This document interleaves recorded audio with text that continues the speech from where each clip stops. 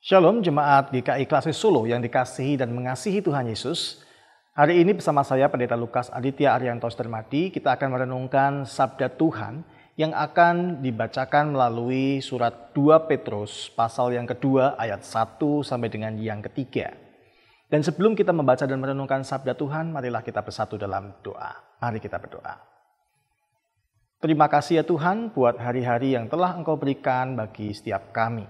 Kami percaya di balik segala perkara ada tangan Tuhan yang terus bekerja menopang, menguatkan, dan memampukan kami menghadapi hari-hari kami. Bahkan saat ini ya Tuhan, kami percaya bahwa Roh Kudus-Mu yang hendak terus menuntun kami dalam jalan yang benar. Karena itu pimpinlah kami ya Tuhan, mampukan kami ketika membaca dan merenungkan sabda Tuhan, kami boleh terus diperlengkapi dan semakin diteguhkan iman kami.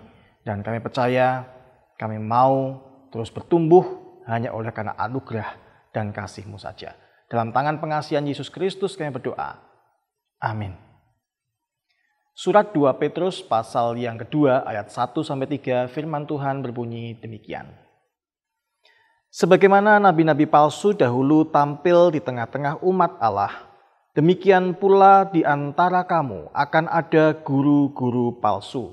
Mereka akan memasukkan pengajaran-pengajaran sesat yang membinasakan. Bahkan mereka akan menyangkal penguasa yang telah menebus mereka, dan dengan demikian segera mendatangkan kebinasaan atas diri mereka. Banyak orang akan mengikuti cara hidup mereka yang dikuasai hawa nafsu, dan karena mereka jalan kebenaran akan dihujat. Karena serakahnya guru-guru palsu itu akan berusaha mencari untung dari kamu dengan cerita-cerita isapan jempol mereka. Untuk perbuatan mereka itu, hukuman telah lama tersedia dan kebinasaan tidak akan tertunda. Amin. Demikianlah pembacaan firman Tuhan. Berbahagia setiap kita yang boleh merenungkannya dan melakukan dalam kehidupan sehari-hari. Haleluya.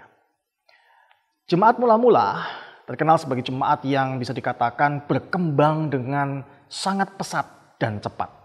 Di bawah pimpinan para rasul dalam kuasa Roh Kudus yang berkobar-kobar sedemikian rupa.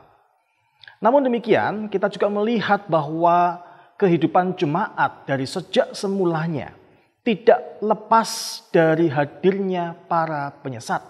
Penyesatan itu dilakukan dengan berbagai macam bentuknya yang bervariasi. Dan menurut surat 2 Petrus 2 ayat 1-3, penyesatan itu juga berupa penyesatan melalui pengajaran dan cara hidup. Ada yang disebut dengan pengajaran sesat pada saat itu adalah ajaran-ajaran kekristenan yang berbeda dengan apa yang diajarkan oleh para rasul sebagai saksi-saksi utama Tuhan Yesus. Mereka yang masih berkutat pada hukum Taurat dan memaksakan kepada jemaat untuk tunduk pada hukum Taurat. Dan para penyesat itu tidak menyangkal ajaran Yesus yang baik, yang benar, tetapi mereka menyangkal bahwa Yesus adalah Tuhan dan Juru Selamat dunia. Kemanusiaan Yesus diterima, tetapi keilahian Yesus mereka sangkal.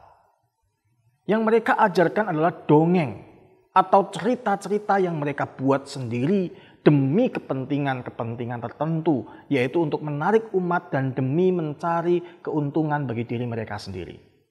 Yang sama dengan untuk memuaskan hawa nafsu mereka akan hal-hal duniawi. Dan dari kehidupan para penyesat inilah dampaknya ada tidak sedikit orang yang tersesatkan pemahaman imannya.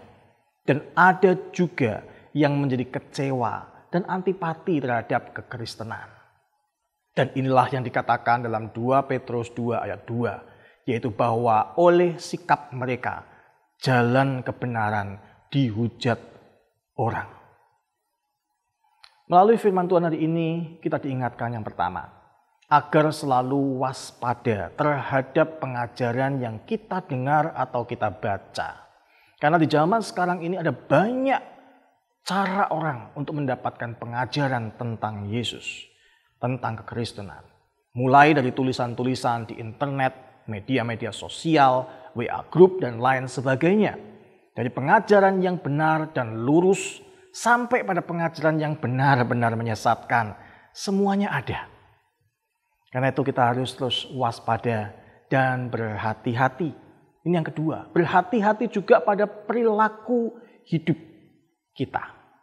Selalu periksa diri, apakah kehidupan iman yang kita katakan dan lakukan itu untuk memuaskan hawa nafsu kita? Ataukah memang kita melakukan segala sesuatunya dengan tulus untuk Tuhan? Hanya dengan menjaga diri kita dari berbagai pengajaran yang menyesatkan, berarti kita juga menjaga sesama kita dan tidak menjadi batu sandungan bagi orang lain. Bukankah 1 Timotius 4 ayat 16 juga berkata, awasilah dirimu sendiri dan awasilah ajaranmu. Bertekunlah dalam semuanya itu, karena dengan berbuat demikian engkau akan menyelamatkan dirimu dan semua orang yang mendengar engkau. Amin. Demikianlah firman Tuhan, kiranya Tuhan menolong kita semua. Mari kita berdoa. Terima kasih ya Tuhan, apabila kami diajarkan untuk sungguh waspada, berhati-hati, baik terhadap berbagai macam ajaran di luaran maupun juga pengajaran yang kami miliki. Mampukan kami untuk menjadi penurut-penurut firman Tuhan yang bukan hanya dalam perkataan tetapi dalam setiap perbuatan kami, sehingga kami tidak menjadi sandungan bagi sesama. Dan kami percaya Tuhan, inilah yang menjadi kehendak-Mu, yaitu supaya setiap kami memberitakan tentang kasih Tuhan yang besar melalui kehidupan kami, baik dengan perbuatan maupun dengan perkataan kami. Terima kasih Tuhan Yesus, berilah kami hikmat dan biarlah Roh-Mu yang kudus menyala-nyala dalam setiap hati kami. Dalam nama Kristus kami berdoa. Amin. Tuhan Yesus memberkati.